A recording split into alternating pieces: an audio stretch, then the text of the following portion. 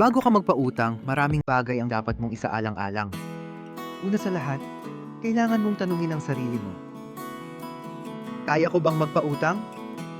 Hindi lang ito tungkol sa pera, kundi pati na rin sa relasyon. Ang utang ay maaaring maging sanhi ng hidwaan, kaya't mahalagang malaman kung handa ka bang mawalan ng kaibigan kung hindi makabayad ang utang. Isang mahalagang aspeto ay ang pag-unawa sa kakayahan ng taong uutangan. Alamin ang kanilang sitwasyon sa pinansyal. May trabaho ba sila? Ano ang kanilang kita? Kung hindi mo alam ang kanilang kakayahan, maaaring magdulot ito ng problema sa hinaharap. Huwag kang magpautang base sa emosyon o simpatiya. Minsan, ang mga tao ay nagiging masyadong mapagbigay at nagiging biktima ng kanilang kabaitan. Pagkatapos, dapat mong isaalang-alang ang halaga ng utang. Mag-set ka ng limitasyon. Hindi lahat ng tao ay may kakayahang magbayad ng malaki.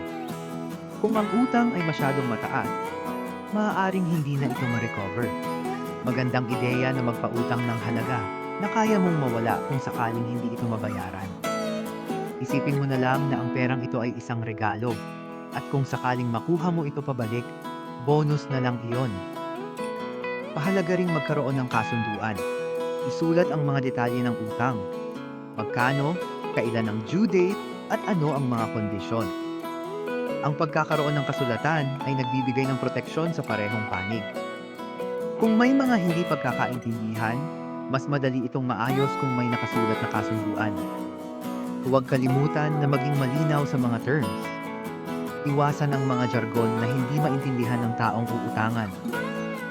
Isang bagay na dapat tandaan, hindi lahat ng tao ay may parehong pananaw sa utang.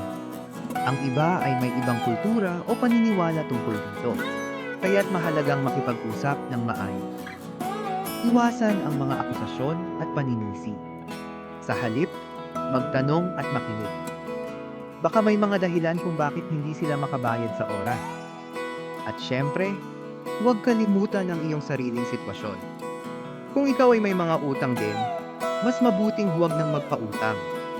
Ang pagbibigay ng utang ay dapat na hindi nakakaapekto sa iyong sariling finances. Alamin ang iyong limitasyon at huwag magpautang kung ito ay magdudulot ng stress sa iyo. Sa huli, ang pagpapautang ay hindi lamang tungkol sa pera. Ito ay tungkol sa tiwala at relasyon. Kung handa ka na, siguraduhing handa ka ring tanggapin ang anumang mangyari. Maging responsable at maingat, at laging isipin ang mga posibleng epekto nito sa iyong buhay at sa buhay ng ibang tao.